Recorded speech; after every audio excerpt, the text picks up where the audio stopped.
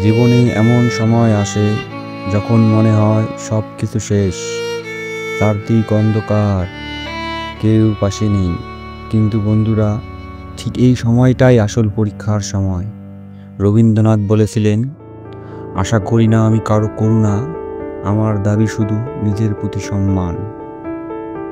তুমি ব্যর্থ হয়েছ, তোমার চেষ্টাকে কেউ হাসি ঠাট্টা করেছে, তাহলে শোনো, নজরুল বলেছিলেন, আমি চিরবিদ্রোহী, আনিব শান্তি, আমি দুর্জয়, আমি দুর্বার।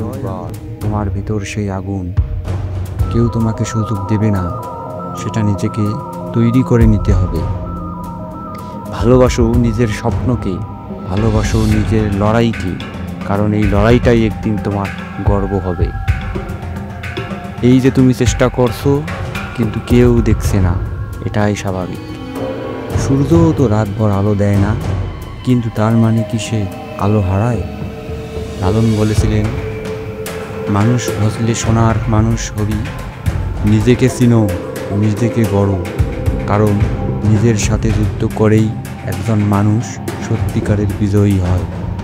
তুমি যখন হাঁপিয়ে উঠবে, তখন শুধু একবার আয়নায় তাকাও আর বলো, আমি থামবো না, কারণ আমি শুধু আজকের জন্য লড়ছি না, আমি আমার ভবিষ্যতের জন্য লড়ছি। জীবনানন্দ দাশ লিখেছেন, যে বেঁচে থাকে সে লড়েই বেঁচে থাকে, তাই থেমো না, ভয় পেও না। শেষ কথাটা মনে রেখো, তোমার স্বপ্নটা যদি তোমাকে ভয় না দেখায়, তাহলে সেটা যথেষ্ট বড় স্বপ্ন না।